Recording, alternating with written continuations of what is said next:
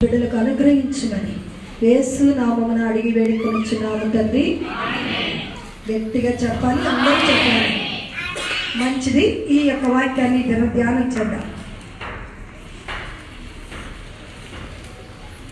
వెనుక ఉన్నవి మరచి అనే మాట దగ్గర కింద ఫుట్‌నోట్లో లక్ష్య పెట్టక 2019వ సంవత్సరంలో నువ్వు పొందిన అపజయాలు, కష్టాలు, నష్టాలు, అనారోగ్యాలు, అప్పులు, అపనిందలు, అనారోగ్యాలు, ఆపదలు ఏవైతే 2019వ సంవత్సరంలో నువ్వు పొందావో వాటన్నిటినీ మర్చిపోమని దేవుడు చెప్తూ ఉన్నాడు. హల్లెలూయా. వాటన్నిటినీ మర్చిపో.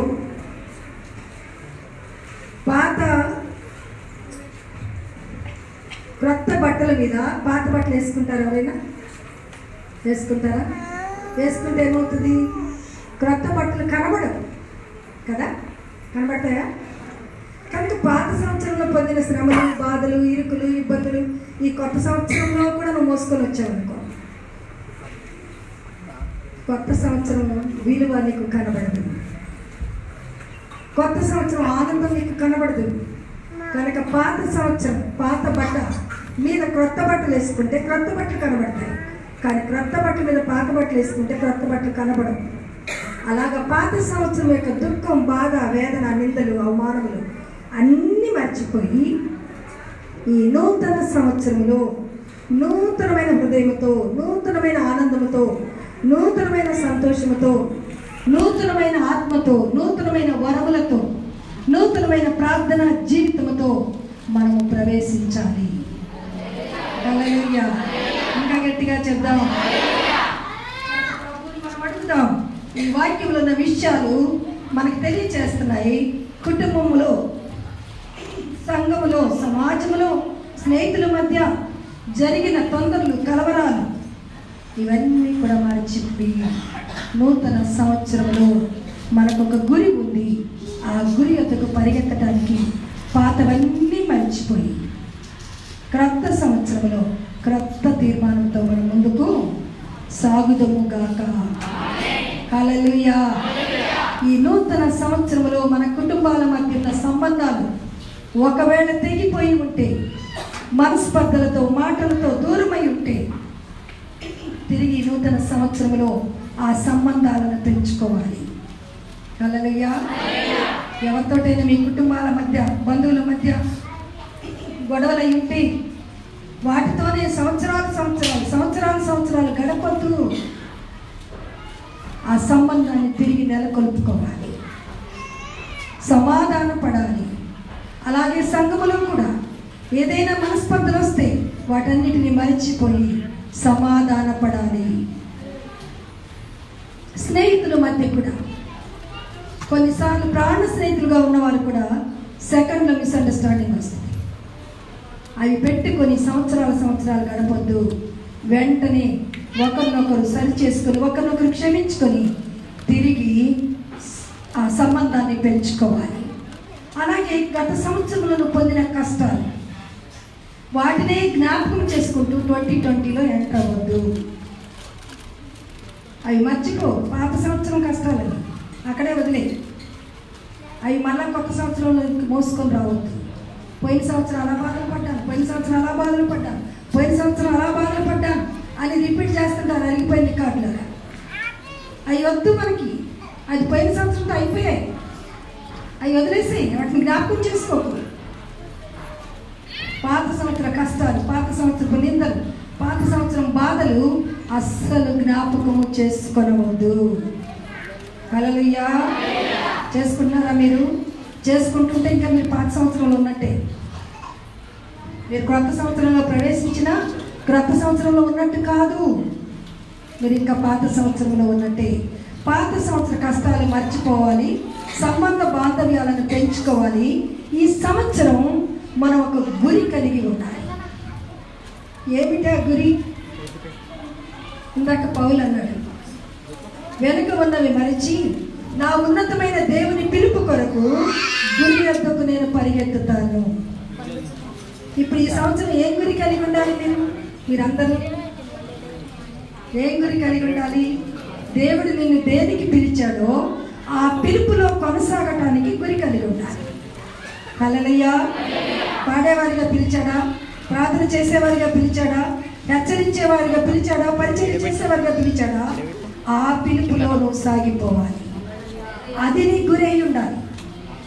అంతేగాని పాత జీవితాలు, పాత మాటలు జ్ఞాపకం చేసుకొని టైమును వేస్ట్ చేసుకోవద్దు. సమయం అమూల్యం, అది తిరిగి ఎన్నటికి రాదు. నువ్వు డబ్బు పోతే సంపాదిస్తావు, ఆరోగ్యం పోతే తిరిగి పొందుకుంటావు, ఏది పోయినా తిరిగి సంపాదించుకుంటావు, కానీ సమయం మాత్రం తిరిగి నీ జీవితంలో వల్ల రాదు. కనుక సమయాన్ని చాలా జాగ్రత్తగా సద్వినియోగము చేసుకోవాలి. చాలామంది ఖాళీగా కూర్చొని ఎవరెవరో ఎప్పుడెప్పుడో అన్న మాటలన్నీ జ్ఞాపకం చేసుకుంటూ అలా టైం వేస్ట్ చేస్తూ ఉంటారు. అలా ప్రజలతో చెప్పుకుంటూ తిరుగుతూ ఉంటారు. అలా గడుపుతూ ఉంటారు. దేవుడు వారికి ఇచ్చిన అమూల్యమైన సమయాన్ని వ్యర్థపరుచుకుంటూ ఉంటారు. వారి వలె మనం ఉండకూడదు. మనం జ్ఞానులం. వారు అజ్ఞానులు, దేవుని ఎరుగని వారు అలా చేస్తారు. దేవుని ఎరిగిన వారు జ్ఞానులు అనగా భక్తి పరులు. దేవుని ఎరిగిన వారు వారి సమయమును సద్వినియోగపరుచుకుంటారు. హల్లెలూయా, హల్లెలూయా. గురి కలిగి ఉండు. ఈ సంవత్సరం మీరు ఇప్పుడు ఒక మాట తీసుకెళ్ళాలి. ఏంటంటే గురి కలిగి ఉండాలి. దేని విషయంలో గురి? దేని విషయంలో గురి కలిగి ఉండాలి? దేవుని పరిచర్య విషయంలో. దేవుడు నీకు ఏ పని నప్ప చెప్పాడో ఆ పని విషయంలో గురి కలిగి ఉండాలి. హృదయాన్ని భద్రముగా కాపాడుకోవాలి. దేవుని యందు విశ్వాసం ఉంచాలి. నిరాశలకు తావివ్వకూడదు. ప్రతి విషయంలో గురి కలిగి ఉండాలి. ప్రతి విషయంలో నువ్వు ఏ పని చేసినా ఆ పనిలో ఒక ప్లాన్ కలిగి ఉండి, ఎట్లా తోస్తే అట్లా చేయటం, ఎక్కడికి వెళ్ళాలనుకుంటే అక్కడికి వెళ్ళిపోవటం, ఏం చేయాలనుకుంటే చేయటం, నష్టపోవటం, బాధపడటం అలా కాకుండా ఒక ప్లాన్డ్గా నువ్వు ఏ పని చేసినా ప్లాన్తో, ప్రార్థనతో ప్రారంభించు, ప్రార్థనతో ముగించు.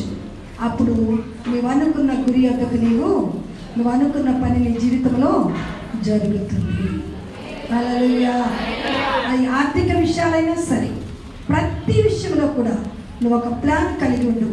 ఇష్టానుసారంగా ఖర్చు పెట్టి అప్పులు చేసుకొని మళ్ళా వాటికి వడ్డీలు కట్టుకుంటూ ఉండొద్దు. దేవుడు అంటున్నాడు, ఈ సంవత్సరం ఆయన నీ జీవితంలో ఈ సంవత్సరం గొప్ప కార్యములు చేయబోతున్నాడు. నమ్మిన వారు చేతులెత్తి దేవుని స్తుతించండి. మీరు నిత్యముగా టైంను పాటించి దశభాగం నుంచి దేవుని పని విషయంలో శ్రద్ధ కలిగి ఈ 3 విషయాల్లో మీరు ఈ సంవత్సరం ఉంటే దేవుడు ఒక ప్రత్యేకమైన రీతిలో ఇక్కడున్న ప్రతి ఒక్కరిని దేవుడు ఆశీర్వదించబోతున్నాడు. మీరు నమ్మండి, ప్రాక్టీస్ చేయండి. దేవుడు తప్పక మీ జీవితంలో కార్యాలను జరిగిస్తాడు. కనుక ఆర్థిక విషయాల్లో కూడా మనం గురి కలిగి ఉండాలి. నువ్వు అనుకుంటున్నావు 10 సంవత్సరాలుగా నా కుటుంబం అలాగే ఉంది, ఏం మారలేదు, అప్పులు తీరలేదు, ఆరోగ్యాలు బాగలేదు, నా కుటుంబంలో ఏమీ జరగలేదు, మేలు అనేది ఏది నాకు కనబడలేదు. ఈ సంవత్సరం మారుతుందా అమ్మా? మీరు చెప్తున్నారు ఈ సంవత్సరం మారిపోద్దని చెప్తున్నారు. మారుతుందా అని నువ్వు అనుకుంటున్నావు. కానీ నీ పరిస్థితులను ఒక్క క్షణములో మార్చగల సమర్థుడు మన దేవుడు. హల్లెలూయా. మన దేవుడు ఏమని చెప్పండి? ఒక్క క్షణములో ఆయన తల్ల క్రిందులు చేయగలడు. 10 సంవత్సరాల నుంచి మారలేదేమో నీ జీవితం, కానీ ఈ సంవత్సరం ఆయన మారుస్తాను అని చెప్తున్నారు. నీ జీవితంలో దుఃఖాన్ని ఆనందంగా మారుస్తాను అని ప్రభు చెప్తున్నారు. హల్లెలూయా, హల్లెలూయా. నీ పరిస్థితులన్నీ మారుతాయి. ఈ సంవత్సరం ప్రత్యేకమైన రీతిలో నీ కుటుంబమును దేవుడు మార్చబోతూ ఉన్నాడు. హల్లెలూయా. ఉదయం నుండి సాయంత్రం వరకు నువ్వేం చేస్తున్నావో దాని విషయంలో నువ్వు చాలా జాగ్రత్తగా ఉండాలి. ఉదయం నుండి సాయంకాలం వరకు జాబులు చేసేవారు జాబుల్లో బిజీగా ఉంటారు. జాబులు చేయని వారు, ఇండ్లలో ఉండేవారు, ప్రతి గంట విషయంలో మీరు గురి కలిగి ఉండాలి. టైంను వేస్ట్ చేసుకోకూడదు. ఎలా వాడుకోవాలో సమయాన్ని అలా వాడుకునే వారే జ్ఞానులు. సమయాన్ని వ్యర్థంగా వాడుకునేవారు ఆ జ్ఞానులు. ఒక్క గంట కూడా వేస్ట్ చేయకూడదు. టైం దొరికిందా ప్రార్థన చేసుకో. టైం దొరికిందా బైబిల్ చదువు. టైం దొరికిందా ఇతరుల కొరకు ప్రార్థించి. టైం దొరికిందా వాక్యాన్ని ధ్యానం చేయి. అలా చేసుకునేవారు అజ్ఞానులు, టైంను వ్యర్థంగా గడిపేవారు అజ్ఞానులు. ఆ జ్ఞానుల మీదకి హఠాత్తుగా శ్రమలు వచ్చి పడతాయి. జ్ఞానులైన వారు దేవునితో గడుపుతారు కనుక అనేకమైన శ్రమల నుండి వారు తప్పించబడతారు. హల్లెలూయా, హల్లెలూయా. నీ సమయంలో ప్రార్థనలో 10 మందికి సహాయపడు. 10 మంది కొరకు ప్రార్థన చేయి, నువ్వు సహాయం చేసినట్లే. 10 మంది కొరకు కన్నీరు కార్చు, నువ్వు సహాయపడినట్లే. ప్రభు సన్నిధికి 10 మందిని ఈ సంవత్సరం తీసుకొని రావటానికి గురి కలిగి ఉండు. నేనే వస్తాను, నేనే వెళ్తాను అనుకో. నాతో పాటు కొంతమందిని ప్రభు దగ్గరికి తీసుకువెళ్ళాలి అని నువ్వు గురి కలిగి నీ చుట్టుప్రక్కల ఉన్న వారి కొరకు నువ్వు ప్రార్థన చేస్తూ చేస్తూ చేస్తూ ఉంటే ఒక దినమున దేవుడు వారిని దేవుని సన్నిధికి నడిపిస్తాడు. హల్లెలూయా, హల్లెలూయా. ఈ క్రొత్త సంవత్సరం 2020 నీ జీవితంలో చాలా క్రొత్తగా ఉండబోతుంది. హల్లెలూయా. నీ అపజయాలను తలంచుకు. బలవంతుడైన దేవుడు నీ పక్షంలో ఉన్నాడని నమ్ము. ఆయన బలమైన కార్యాలు నీ జీవితంలో ఈ సంవత్సరం చేయబోతూ ఉన్నాడు. హల్లెలూయా.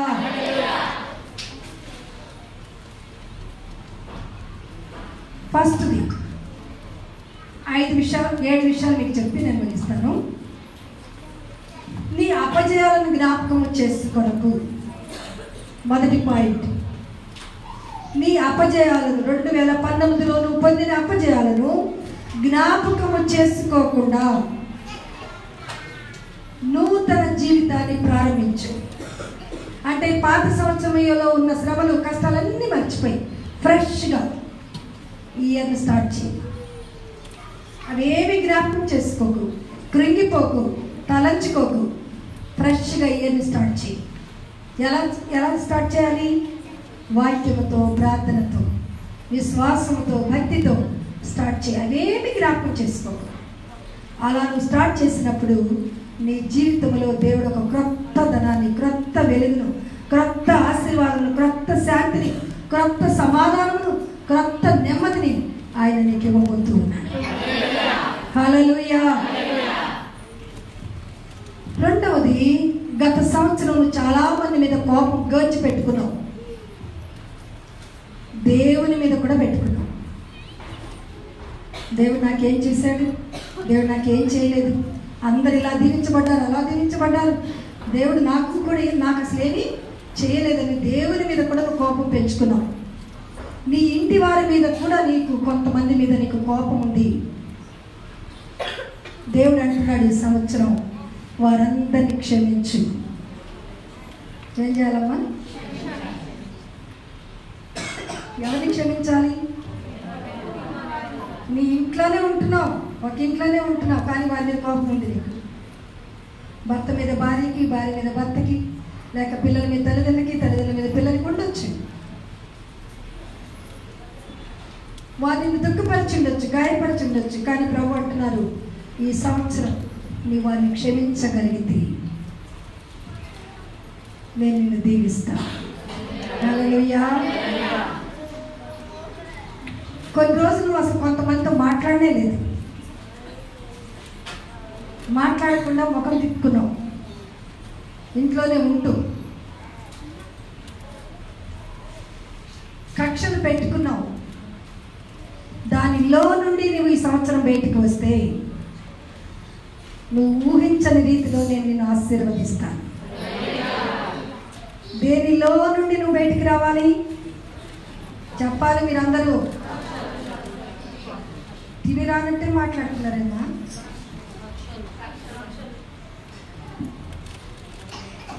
కక్షలు, ఇంకా కోపం ఎవరి మీద పెట్టుకున్నారు? ఇంట్లో ఉన్న వారి మీద, ఇంటి ప్రక్క వారి మీద, బంధువుల మీద, స్నేహితుల మీద, సంఘంలో ఉన్న వారి మీద మనం పెట్టుకున్నాం. వాటిల్లో నుండి నువ్వు బయటికి వస్తే దేవుడు నిన్ను ఆశీర్వదిస్తానంటున్నాడు. కొంతమంది అలా కక్షలు పెట్టుకొని విడాకులు తీసుకున్నారు. కక్షలు పెట్టుకుని కుటుంబాలు కూలిపోయాయి. కక్షల వలన స్నేహితుల మధ్య ఐక్యత చెడిపోయింది. కక్ష వలన సంఘముల ఐక్యత చెడిపోయింది. అందుకే సంఘముల ఐక్యత ఉంటే దేవుని ప్రసన్నత ఉంటుంది. సంఘములో ఉన్న బిడ్డలందరూ కూడా ఐక్యతతో ఉండాలి. ఈ సంఘం అంటే ఒక కుటుంబం. సంఘం అంటే ఏందో కాదండి. సంఘం అంటే మనందరం ఒక కుటుంబం. ఒకే దేవుని ఆరాధన చేస్తున్నాం. ఈ కుటుంబంలో ఒకరి కష్టాలు ఒకరు చెప్పుకుంటున్నాం, ఒకరి కొరకు ఒకరు ప్రార్థన చేసుకుంటున్నాం, కలిసి సంతోషిస్తున్నాం, కలిసి ఆరాధన చేస్తున్నాం, కలిసి పాడుతున్నాం, కలిసి స్తుతిస్తున్నాం. కనుక మనం అందరం ఒక కుటుంబం. అవునా కాదా? అవునా కాదా? ఒక కుటుంబమా కాదా? మరి వచ్చిన వారందరినీ ఎందుకు పిచ్చేయరు? మీరు మీకు ఇష్టమైన వాళ్ళ పక్కనే కూర్చుంటారు, మీకు ఇష్టమైన వాళ్ళని ఇచ్చేస్తారు. మిగతా వారందరూ ఏదో పాకిస్తాన్ వాళ్ళు అనుకుంటారు. మనమందరం ఒక కుటుంబం అయినప్పుడు మనకు ఎదురుపడిన ప్రతి ఒక్కరితో నవ్వాలి, ప్రతి ఒక్కరికి సెకండ్ ఇవ్వాలి, ప్రతి ఒక్కరికి ప్రైజ్ రాడ్ చెప్పాలి. మనం ఒక కుటుంబం. ఎప్పుడైతే కుటుంబంలో ఐక్యత ఉంటుందో అక్కడ దేవుని సన్నిధి ఉంటుంది. సంఘంలో ఐక్యత ఉంటుందో అక్కడ దేవుని ప్రసన్నత ఉంటుంది. హల్లెలూయా. కనుక ఈ సంవత్సరం నువ్వేం చేయకూడదు? ఎవరి మీద గర్జి పెట్టుకోకూడదు. ఎవరి మీద నువ్వు కోపాన్ని పెట్టుకోకూడదు, పెంచుకోకూడదు. మొదటి పాయింట్ ఏం చెప్పాను? నీ అపజయాలను జ్ఞాపకము చేసుకోకూడదు. నీ అపజయాలను జ్ఞాపకం చేసుకుంటే ఈ సంవత్సరం కూడా అదే అపజయాల్లోనే సాగిపోతావు. నీ అపజయాలన్నీ మర్చిపో. ఈ సంవత్సరం క్రొత్త జీవితం ప్రారంభించు. దేవుడు క్రొత్తగా నేను దీవించబోతున్నాడు. అలాగే ఈ సంవత్సరం ఎవరి మీద గత సంవత్సరంలో నీ కోపం ఉందో ఆ కోపం అంతటి తీసివేయి. ఎవరి మీద గజ్జి పెట్టుకోకు. అప్పుడు దేవుడు నేను ఆశీర్వదిస్తానంటున్నాడు. చూడండి, కొలసీలకు రాసిన పత్రిక 3వ అధ్యాయము 13వ వచనం చదువుదాం. కొలసీ 3:13. ఎవడైనను తనకు హాని చేసినని అనుకొనిన ఎడల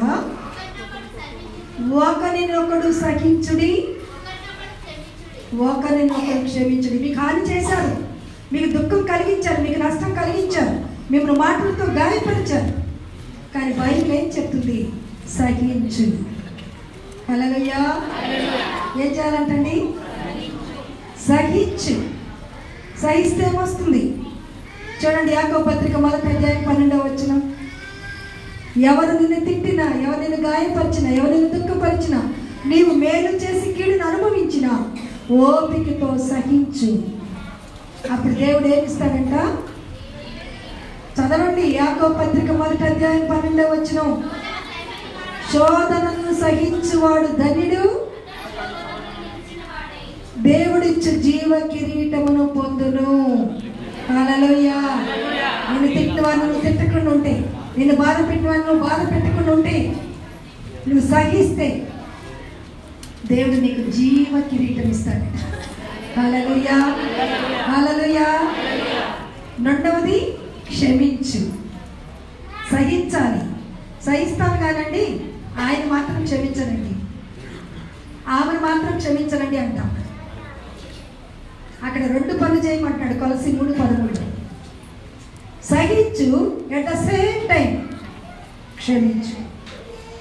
మనం సహిస్తున్నాం కానీ మనసులో ఆ కోపం, ఆ ద్వేషం, ఆ పగ ఉంటానే ఉంది. అలాంటప్పుడు దేవుని యొద్ద నుండి మనం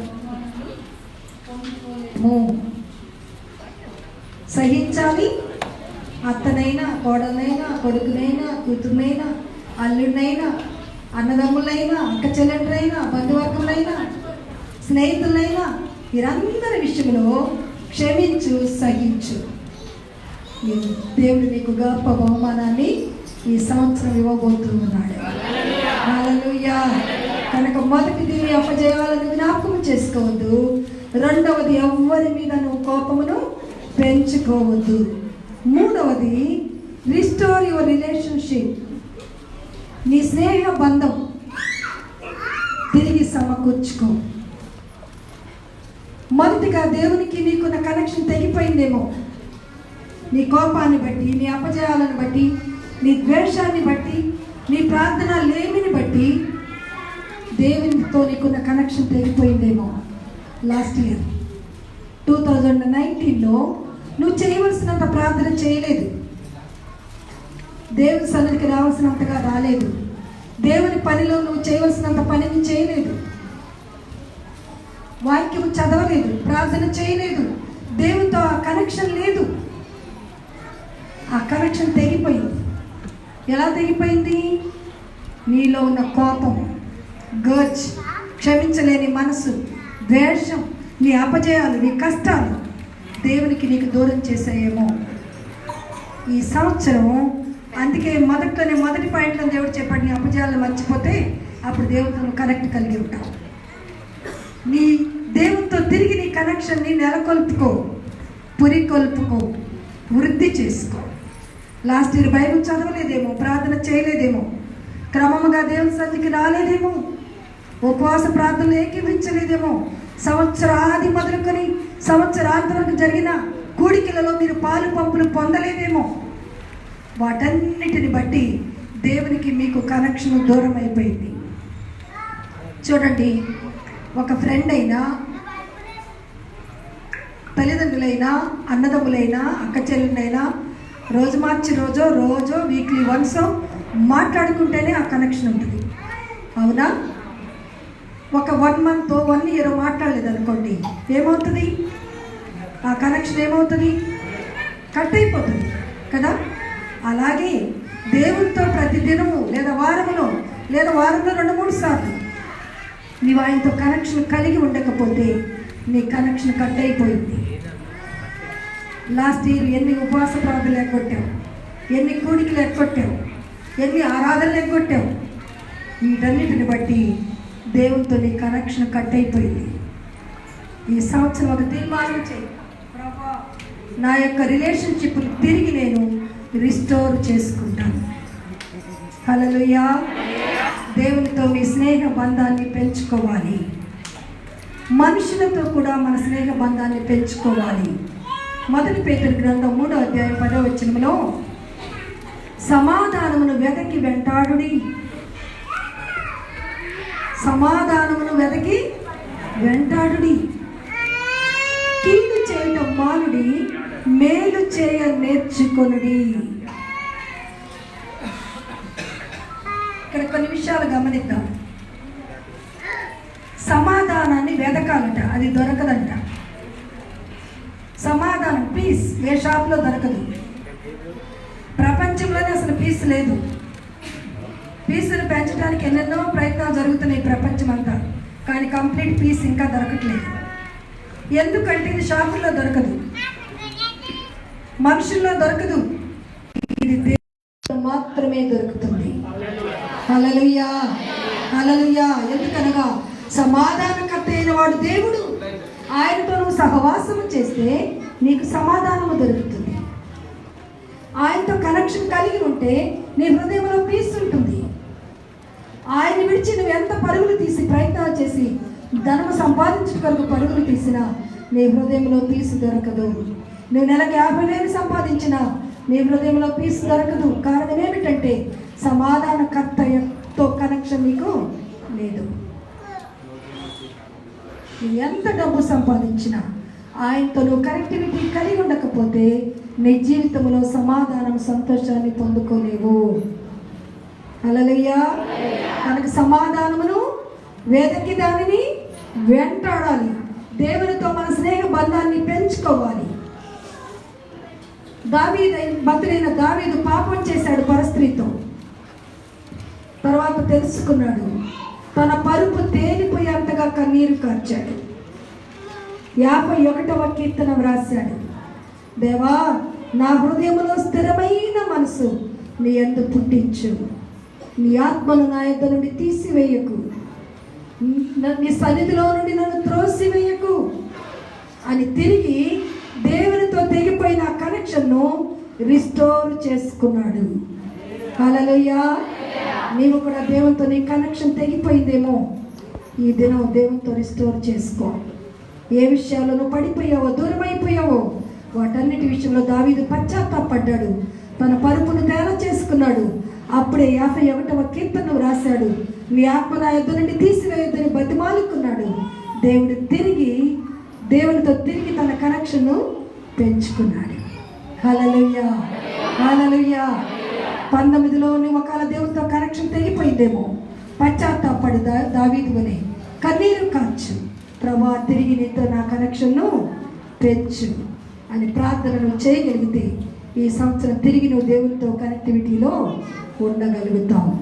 హల్లెలూయా, హల్లెలూయా. మనకు తెలుసు, గతంలో మీకు చెప్పాను, అగస్టిన్ అనే ఒక అబ్బాయి యవ్వనస్తుడు. ఈ అగస్టిన్ ఏం చేశాడంటే, తల్లి ఎంత చెప్తున్నా చర్చికి రావట్లేదు, తల్లి ఎంత చెప్తున్నా ప్రార్థనకి రావట్లేదు, ప్రార్థన చేయటం లేదు, ఇష్టానుసారంగా తిరుగుతూ ఉన్నాడు. ఆ దినాల్లో గుర్రాల మీద తిరుగుతూ ఉండేవాడు. వీధి వీధి తిరిగి వ్యభిచార గృహాలకు వెళ్ళి వ్యభిచారంలో మునిగిపోయాడు, త్రాగులో మునిగిపోయాడు. తన కుమారుని పరిస్థితిని చూచి తల్లి కన్నీరు కార్చి ప్రార్థన చేస్తూ వచ్చింది, కానీ మారలేదు. తల్లి ఆ దుఃఖంతోనే చనిపోయింది. తల్లి చనిపోయింది అని కబురు చేస్తే కూడా రాలేని స్థితిలో ఉన్నాడు అగస్టిన్.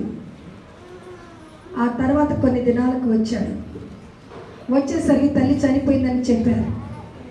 వెంటనే ఆ దుఃఖంతో వెళ్ళి ఒక చర్చిలో కూర్చొని ఏడుస్తూ ఉన్నాడు. అయ్యో, నా తల్లిని ఆఖరి చూపు కూడా నేను చూసుకోలేనంత దుర్మార్గులైపోయాను, ఆఖరి చూపును నేను చూసుకోలేకపోయాను, నా తల్లి నా కొరకు ఎంత తప్పించిందో అని వేదనతో చర్చిలో కూర్చొని ఏడుస్తూ ఉంటే దేవుడు అతని జీవితాన్ని మార్చివేశాడు. హల్లెలూయా. వెంటనే అగస్టిన్ మారిపోయాడు. తన పాప జీవితాన్ని అంతా అక్కడే వదిలిపెట్టాడు, క్రిందకి దిగిపోయాడు. గుర్రం మీద వెళ్తున్నాడు వీధిలో. గతంలో అతనితో వ్యభిచారం చేసిన స్త్రీలు మేడపై నుండి చూస్తూ అగస్టిన్ అగస్టిన్ అగస్టిన్ రా అని పిలుస్తున్నారు. అప్పుడు అగస్టిన్ అన్నాడంట, పాత అగస్టిన్ చచ్చిపోయాడు, ఇప్పుడు కొత్త అగస్టిన్ ఆ పాప జీవితానికి స్వస్తి చెప్పేశాడు, ఇక ఈ అగస్టిన్ని మర్చిపో అని చెప్పాడట. హల్లెలూయా, హల్లెలూయా. అది మారు మనసు అంటే అది కంప్లీట్గా అతను మారిపోయాడు. 300 పుస్తకాలను రచించాడు, బిషప్గా మారిపోయాడు. ముందు సంఘములకు యాజకుడిగా, పాస్టర్గా అయ్యి, ఆ తర్వాత బిషప్గా అయ్యి 300 పుస్తకాల్లో ప్రతి బుక్ కింద ఈ బుక్ నా తల్లికి అంకితం అని రాశాడు. నా తల్లి కన్నీటి ప్రార్థన ఈ దినాన నేను ఇలా ఉండటానికి కారణం అని ఆ 300 పుస్తకాలు తల్లికి అంకితం చేశాడు. హల్లెలూయా, హల్లెలూయా, హల్లెలూయా. దేవునితో కనెక్షన్ ఒకళ్ళకి కట్ అయిపోయిందేమో, ప్రార్థన చేయి, కన్నీరు కాచు, ప్రభువా తిరిగి నీతో నా కనెక్షన్ పెంచు అయినా. గత సంవత్సరం అంతా లోకంతో ఎక్కువగా కనెక్షన్ కలిగి ఉండి మీకు దూరం అయిపోయి అప్పజయాలు, కష్టాలు, నష్టాలు, నిందలు, అవమానములు, తొందరలో మునిగిపోయాను, అనారోగ్యాల్లో మునిగిపోయాను. ప్రభువా ఈ సంవత్సరం నీతో నా కనెక్షన్ను తిరిగి పెంచు అది నువ్వు ప్రార్థన చేయగలిగితే దేవుడు నీకు తప్పక సహాయమును చేస్తాడు. దేవుని గట్టిగా స్తోత్రం చేయండి. 4వది, పాపపు స్థితి నుండి తిరిగి బయటికి రావాలి. 2019లో చిన్న పాపాలు, పాపం అంటే వ్యభిచారం, దొంగతనమే కాదండి, చిన్ని పాపాలు కూడా పాపాలే. చిన్ని పాపాలు ఆత్మీయ జీవితాన్ని పాడు చేస్తాయి. చిన్న పాపాలే మన ఆత్మీయ జీవితానికి చిక్కులు పెడతాయి.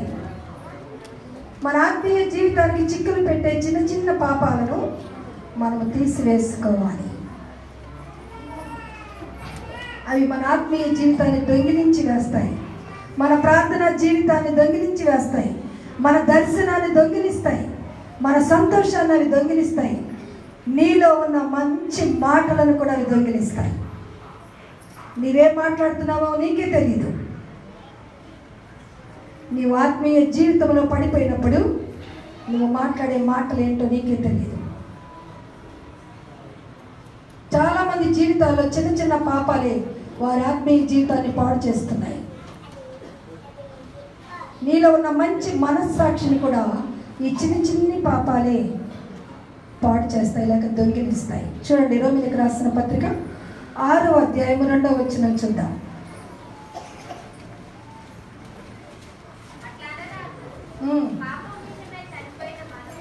పాపము విషయమై చనిపోయిన మనము ఇక మీదట ఎలాగు దానిలో జీవితుము? Question mark. ఈ మధ్యాహ్నం మారణార్థ సంఘంలో ఉన్న వారికి దేవుడు వేస్తున్న ప్రశ్న. ఒకసారి పాపాన్ని విడిచిపెట్టి ప్రభుని నమ్ముకొని బాప్తిస్మం పొంది ప్రభు బలలో సాగుతున్నాం. ఒకసారి పాపాన్ని విడిచిపెట్టిన మనం తిరిగి మరలా అదే పాపంలో ఎలా కొనసాగుతాం? అలా కొనసాగవచ్చా? కొనసాగకూడదు. ఏమిటి ఆ పాపాలు? ప్రార్థన చేయకపోవటం, వాక్యం చదవకపోవటం, అబద్ధములాడటం, దొంగిలించటం, ద్వేషం పెట్టుకోవటం, పగ పెట్టుకోవటం, ఇవన్నీ పాపాలే. ఇవన్నీ మనకు తెలియదు, చిన్ని పాపాలలాగా అనిపిస్తాయి, కానీ ఇవి మన ఆత్మీయ జీవితాన్ని పాడు చేస్తాయి. వాక్యపు వెలుగులో ఈ చిన్ని పాపాలను సరి చేసుకోవాలి. పాపమును మన పైన ఏలుబడి చేయకుండా మనము చూచుకోవాలి.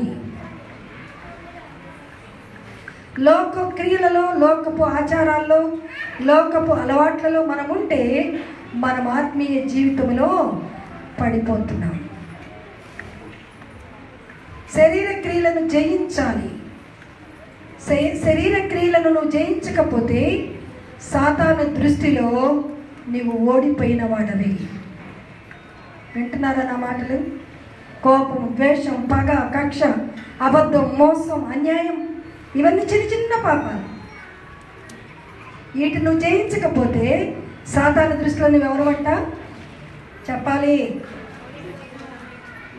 చూసారు ఎంతమంది వెళ్ళలేదా? చెప్పండి, సాతాను దృష్టిలో మీరెవరు? పురుషులు చెప్పండి. సాతాను దృష్టిలో మనం ఓడిపోతే ఏమవుతాం? సాతాను నవ్వుతాడు. వాడిని మనం ఓడగట్టాలి, కానీ మనం వాడి చేతిలో ఓడిపోకూడదు. ఎప్పుడైతే వాడి దుర్గుణాలు మనలో ఉంటాయో వాడి మనుషులమే మనము. కనుక వాడు ఏం చేస్తాడు? సంతోషపడతాడు. సాతాను చేతిలో మనం ఓడిపోయిన వారు, పాపంలో ఉన్న వారందరూ పాపములో ఉన్నవారిని పాతాళం ఆకర్షిస్తుంది. పాపములో ఉన్నవారిని ఎవరు ఆకర్షిస్తారట? పాతాళం. పాతాళం అనగా నరకం. నరకం ఆకర్షిస్తుందట పాపములు ఉన్నవారిని. రండి రండి రండి. ఇందాక అగస్టిన్ వ్యభిచారం ఎలా పిలిచింది? అగస్టిన్ రా రా రా అంటే ఆయన రాకపోతే పోగండి శ్రేసిందంట. ఆయన మెడలో వచ్చి పడినప్పుడు వెనక్కి తిరిగి చూశాడు, ఆయన కనపడట్లేదు. తీసి దాని మొక్క మీద వేశాడు. మళ్ళీ అది మారు మనసు అండి. హల్లెలూయా, హల్లెలూయా. పాపాన్ని అలా ఇసిరి కొట్టాలి మీరు ఈ నూతన సంవత్సరంలో. లేకపోతే పాతాళము నోరు తెరచి మనల్ని మృంగటానికి చూస్తూ ఉంటుందట. పాపాన్ని నువ్వు విసర్జించకపోతే, పాపమునకు దూరముగా నువ్వు పారిపోకపోతే పాతాళము నోరు తెరిచి నిన్ను మృంగి వేస్తుంది. సాతాను నిన్ను చూచి నవ్వుతాడు. కనుక పాపమునకు దూరముగా పారిపోయాడు యోసేపు. యవనస్తులారా, మన తలంపులు ఎలా ఉన్నాయి? మన చూపులు ఎలా ఉన్నాయి? మన మాటలు యవనస్తులే కాదు, ఇవాళ ముసలాళ్ళకు కూడా ఎక్కడ లేని కోరికలు వచ్చేస్తున్నాయి ఈ సెల్లలు, టీవీల వల్ల. అసలు వాళ్ళే ఎక్కువ టైం సెలల్లో ఉంటున్నారు యవనస్తుల కన్నా. చూసారా సాతాను ఎలా వల వేసి పడుతున్నాడో మనుషుల్ని? దాన్ని విసర్జించకపోతే, దాన్ని విసిరి కొట్టకపోతే సాతాను వలలో చిక్కుకుంటాం. యోసేపు యవనస్తుడు, పాపములకు అవకాశం కలిగింది. ఒంటరిగా అతనే ఉన్నాడు ఇంట్లో. ఆమె తొందర పెడుతుంది అతని పాపానికి. కానీ ఏం చేశాడు యోసేపు? యవన స్త్రీలారా, పురుషులారా వినండి. అందరిలో ఉన్నప్పుడు అందరు బుద్ధిమంతులే. ఒంటరిగా ఉన్నప్పుడు చూడాలి ఒక్కొక్కరి కథ. మీరు ఒంటరిగా ఇంట్లో మమ్మీ డాడీ లేనప్పుడు, సెల్ మీ చేతిలో ఉన్నప్పుడు అప్పుడు తెలుస్తుంది అసలు కథ. అందరిలో ఉన్నప్పుడు అందరు భక్తులే, అందరు నీతి పర్లే. నీ ఒంటరిగా ఉండి ఎవరితో నీ కనెక్షన్ కలిగి ఉన్నావు? సెల్లుల్లో మాత్రికలతోనా, మనుషులతోనా, లవర్స్ తోట? మా మమ్మీ డాడీ లేరు తొందరగా రా అని చెప్తున్నావా? లేకపోతే నేను వస్తానని చెప్తున్నావా? జాగ్రత్త. ఈ సంవత్సరం వాటన్నిటిని విడిచిపెట్టకపోతే నీ జీవితంలో ఆశీర్వాదాలను చూడవు. అలాగే నడిప్రాయం గలవారు, అలాగే ముసలివారు, ప్రతి ఒక్కరికి హెచ్చరిక. పుట్టి యవనస్తులకే కాదండి ఇది. పాపం తలంపులు, పాపపు ఆలోచనలతో ఎవరున్నారో వారందరూ విడిచిపెట్టకపోతే పాతాళము మీ కొరకు పొంచి ఉంది. పాపం వల్ల వచ్చే జీతము మరణం. మరణం అంటే ఏంటి? నరకం. మరణం, నరకం ఈ రెండే కాదండి. పాపంలో జీవించే వారి ఇంట్లో దరిద్రత తాండవం ఆడుతుంది. తెలుసా మీకు ఈ సంగతి? ఎవరైతే పాపములో జీవిస్తారో వారి గృహములో దరిద్రత మరి నాట్యం ఆడుతుంది. ఆదికాండం 4:4 పాపము వాకిట పొంచి ఉందట. హేబేలు పాపం చేసినప్పుడు ఎక్కడుంది పాపం పొంచి? వాకిట్లోనే. నువ్వు పాపంలో జీవిస్తుంటే ఆ శాపము నీ వాకిట్లో పొంచి ఉంటుంది. నువ్వు ఎంత కష్టపడు, ఎంత సంపాదించు, ఎంత ప్రయాసపడు, చిల్లి సంచిలో పోసినట్లే. పాపపు తలంపులు, పాపపు ఆలోచనలు, పాపపు నడక, పాపపు పడకలను ఈ సంవత్సరం విడిచిపెడదాం. పరిశుద్ధులుగా జీవిద్దాం. లేనట్టయితే పాతాళము తన నోరు తెరచి ఎదురు చూస్తూ ఉంది. చిన్న చిన్న పాపాలను సరి చేసుకుందాం. పాపం మన పైన ఏలుబడి చేయకుండా చూచుకుందాం. లేనట్లయితే సాతాను మనలను మృంగటానికి సిద్ధముగా ఉన్నాడు. 5వది యెషయా గ్రంథం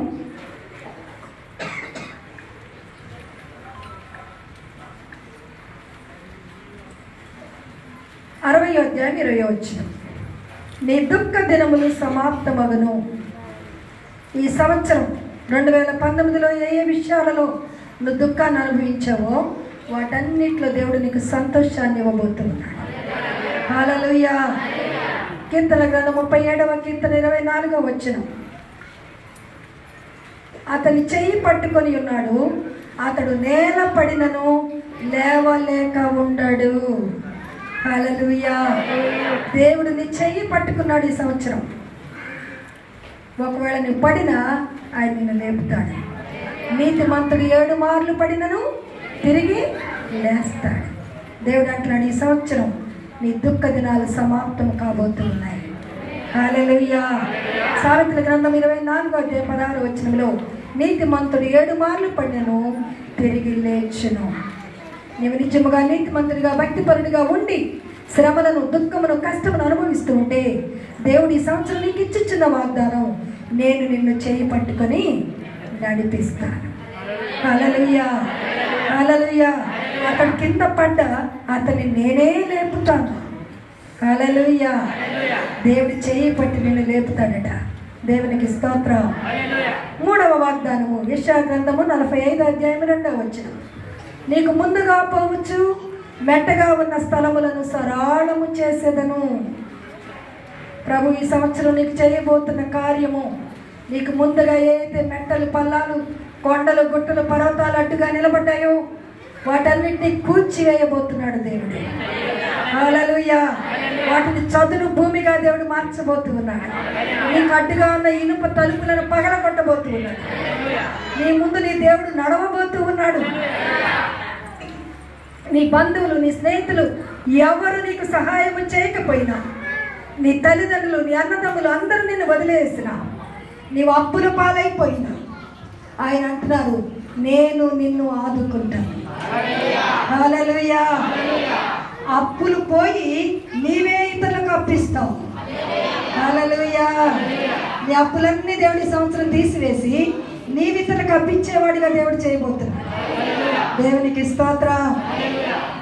నీ దృష్టిలో నువ్వు జయించలేకపోవచ్చు, కానీ దేవుడు నీ మార్గములన్నింటినీ సరళం చేసి నీ చీకటిని ఆయన వెలుగుగా మార్చబోతున్నాడు. హల్లెలూయా. 119వ కీర్తన 12వ.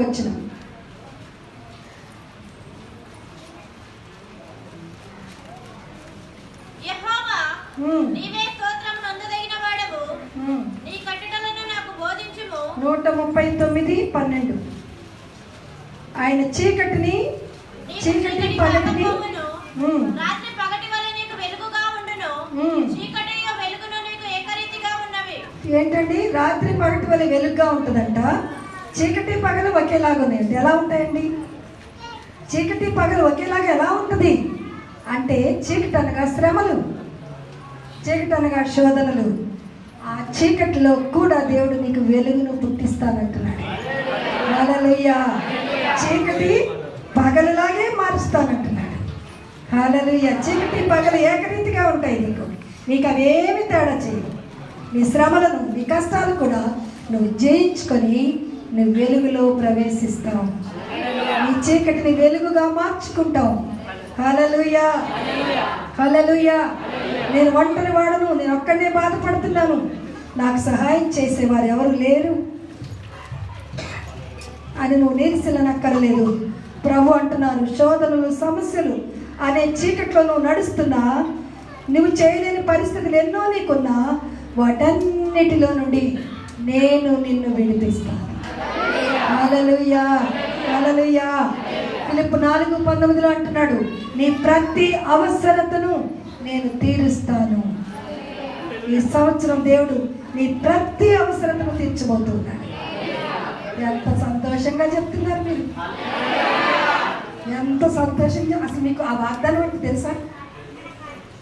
ఫిలిప్పీ 4:19 ఆయన ఐశ్వర్యములో నుండి, ఆయన ధనములో నుండి, ఆయన గొప్పతనములో నుండి, ఆయన ఆస్తిలో నుండి నీ ప్రతి అవసరతను ఆయన తీర్చబోతున్నాడు. బ్యాంక్ బ్యాలెన్స్ అక్కర్లేదు. ఆ టైంకి ఆయనే నీకు సహాయమును పంపిస్తాడు, అందిస్తాడు.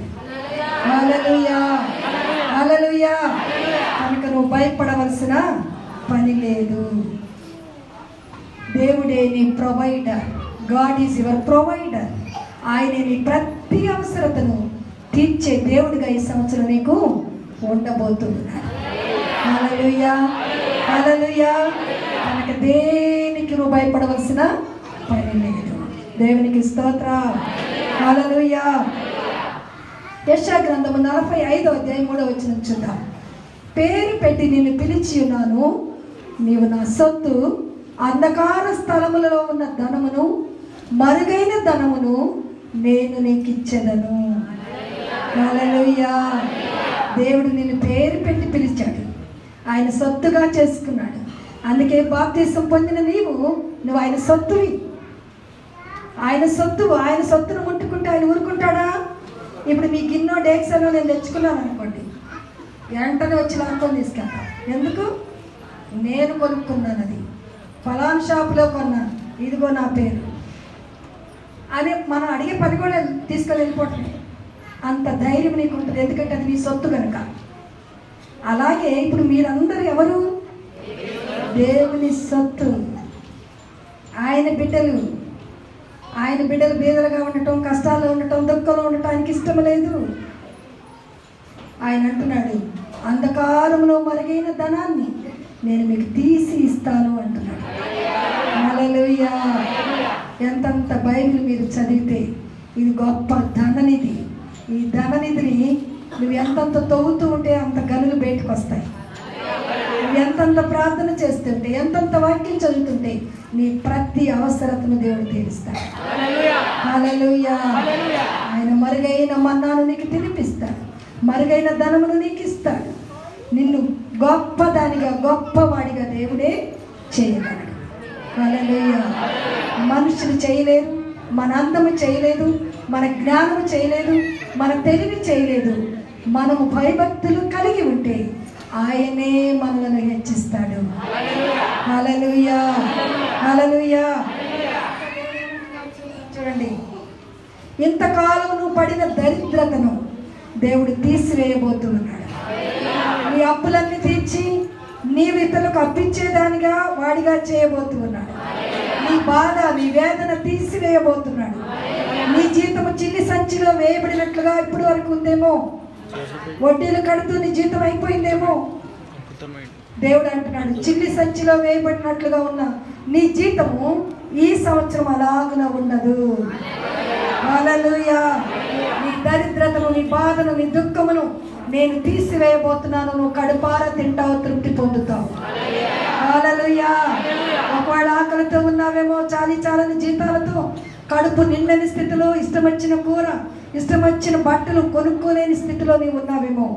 ప్రభు ఈ సంవత్సరము నీ దరిద్రనంతటిని కొట్టివేయబోతున్నాడు. హల్లెలూయా.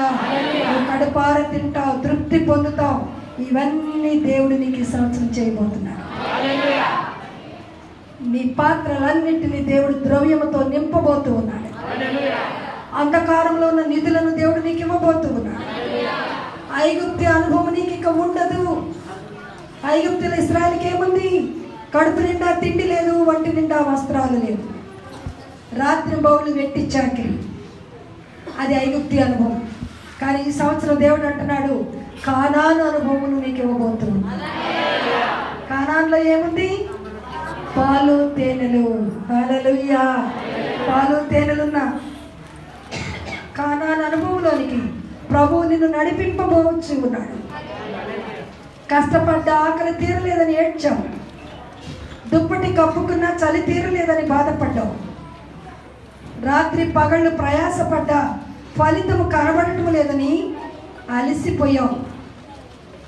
నా జీవితం అంతా సగ జీవితం ఇలాగే గడిచిపోయింది అని నువ్వు అనుకుంటున్నావు.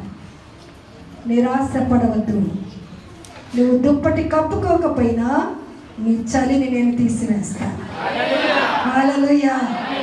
నువ్వు కడుపు నిండా తింటావు, ఇతరులకు పెడతావు. హల్లెలూయా. దేవుడి వాగ్దానాలన్నీ సంవత్సరం నీ జీవితంలో దేవుడు చేయబోతున్నాడు. దేవుడు గట్టిగా స్తోత్రం చెప్తాం. అందరం చేతులెత్తి స్తోత్రం చెప్తాం. ఆఖరిగా చూడండి, 3వ యోహాను పత్రిక 1వ అధ్యాయం 2వ వచనం. ప్రియుడా, ఆత్మలోను వర్ధిల్లినట్లు అన్ని విషయములలో వర్ధిల్లుచు సౌఖ్యంగా ఉండవలననేది దేవుని యొక్క కోరిక. కనుక మనం ఏం చేయాలి? మనం అన్ని విషయాల్లో వర్ధిల్లాలి అంటే ఈ ఆఖరి విషయాన్ని చాలా జాగ్రత్తగా వినండి. మనం అన్ని విషయాల్లో వర్ధిల్లాలంటే ఆరాధనకు ఆలస్యముగా రాకూడదు. ప్రార్థనను మానకూడదు. ప్రతి దినము ముమ్మారు ప్రార్థన చేసుకునే అలవాటును కలిగి ఉండాలి. ప్రార్థనా జీవితం కలిగి ఉండాలి. ఆరాధనకు ఆలస్యం రాకుండా చూసుకోవాలి.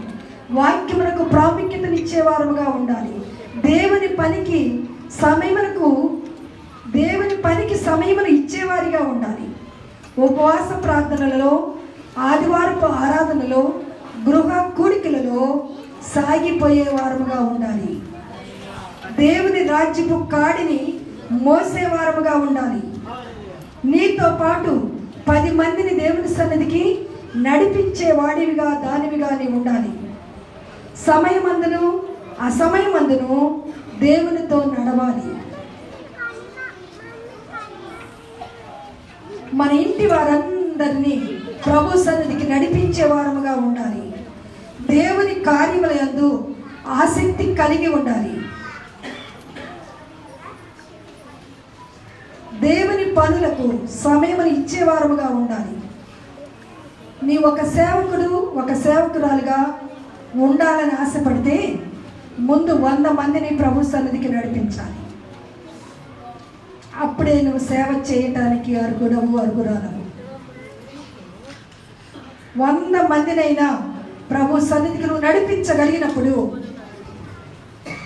దేవుడే పిలిచి నీకు సేవను అప్పగిస్తాడు. హల్లెలూయా. నీవు ప్రయాసపడి ఆత్మలను సంపాదిస్తే దేవుడే పిలిచి నీకు సేవను అప్పగిస్తాడు. చూడండి, సేవలో, దేవుని సన్నిధిలో, ప్రార్థనలో, వాక్యములో నువ్వు నలిగిపోవాలి. అప్పుడే దేవుడు నీకు పనిని అప్పగిస్తాడు. హల్లెలూయా. మోషేకు యెహోషువ, అలాగే ఏలియా, ఎలీషాలు, తిమోతి, ఫిలోమోను వీళ్ళందరూ కష్టాలు, బాధల్లో నలిగిపోయారు. దేవుడు వారిని బలమైన పాత్రలుగా వాడుకున్నాడు. సంఘములో సేవ చేయాలని ఆశపడేవారు. దుష్టుడు ఎన్నో నిరాశను కలిగిస్తాడు. సంఘానికి దూరం చేయాలని సకల ప్రయత్నాలు వాడు చేస్తాడు. నిందలు వచ్చిన, అవమానములు వచ్చిన, కలవరములు వచ్చిన, శోధనలు వచ్చిన సహించుకోవాలి. నిజముగా ప్రభు సేవ చేయాలని ఆశ ఉన్నప్పుడు వాటన్నిటిని సహించినప్పుడు దేవుడు తప్పక నీకు దేవుని పనిని అప్పగిస్తాడు. నువ్వు ఆత్మలో వర్ధిల్లుతూ ఉంటే అన్ని విషయాలలో నువ్వు వర్ధిల్లేటట్లుగా దేవుడు చేస్తాడు. కనుక ఇప్పుడు ఏం చేయాలి? ఒక తీర్మానం చేయాలి, ఒక గురి కలిగి ఉండాలి. గురి ఉంటేనే నువ్వు అక్కడికి పరిగెత్తగలుగుతావు. గురి లేనప్పుడు నువ్వు గోల్ రీచ్ అవ్వలేవు కదా. ఇప్పుడు రన్నింగ్ రేసులో 3 మైళ్ళు 4 మైళ్ళు అని పెడతారు. ఈ రన్నింగ్ చేసేవారి గురి ఎక్కడ ఉంటుంది? ఎక్కడ ఉంటుంది? ఆ 3 మైళ్ళ మీదే ఉంటుంది కదా. అదే దృష్టిలో పెట్టుకొని వాళ్ళు విజిల్ వేసిన వెంటనే స్టార్ట్ అవడానికి రెడీగా ఉంటారు. ఆ టైంలో పక్కన వారు కూడా ఉంటారు. వారిలో వీరిలో చూస్తుంటే వీళ్ళు ముందుకెళ్ళిపోతారు, వీళ్ళు వెనకబడిపోతారు. గురి వద్దకు వారు చేయాలి. కనుక మనం గురి కలిగి ఉండాలి. మార్నింగ్ నుంచి చెప్తున్నది గురి కలిగి ఉండాలి.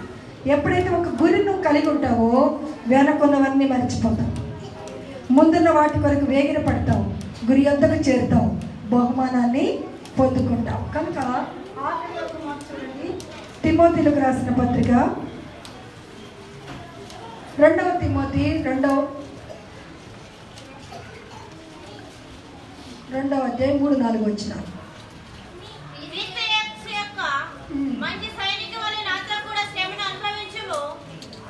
మంచి సేవకుడుగా ఉండాలి అన్నవారు జాగ్రత్తగా వినండి. దేవుని సేవకుడుగా దేవుని పనిని చేయాలనుకున్న వారు లోక సంబంధమైన వాటిలో చిక్కుకొనకూడదు. లోక సంబంధమైన వాటికి సమయాన్ని ఎక్కువ ఇవ్వకూడదు. ఎప్పుడు తను తాను జాగ్రత్త పరుచుకుంటాడు సైనికుడు. తన వెయిట్ పెరగకుండా చూసుకుంటాడు, ఫ్యాట్ అవ్వకుండా చూసుకుంటాడు, రోజు రన్నింగ్ చేస్తాడు, రోజు తను సాధన చేస్తాడు. యుద్ధానికి తను వాడే ఆయుధాలతో సాధన చేస్తాడు. యుద్ధ రంగంలో ప్రవేశించడానికి ముందు సాధన చేస్తాడు. అన్ని విషయాల్లో మితముగా ఉంటాడు. లోక సంబంధమైన విషయాలలో అసలు లోక సంబంధమైన వాటిలో చిక్కుకోడు. ఎప్పుడు తను జాగ్రత్త పరుచుకుంటాడు.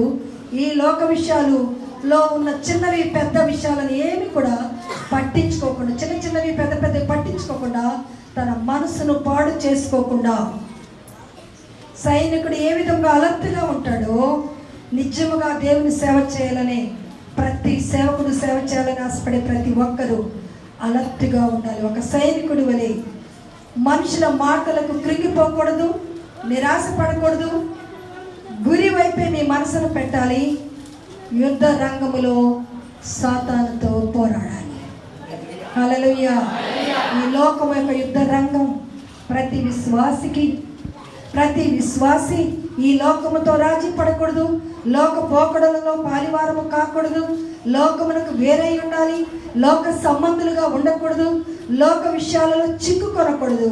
మనల్ని మనము జాగ్రత్త పరుచుకుంటూ వాక్యంలో, ప్రార్థనలో, పరిశుద్ధతలో ఎదుగుతూ ఉన్నప్పుడు ఇప్పుడు మీకు దేవుడిచ్చిన 7 వాగ్దానాలు దేవుడు మీ జీవితంలో నెరవేరుస్తాడు. హల్లెలూయా. దేవుడి మాటలు దీవించును గాక.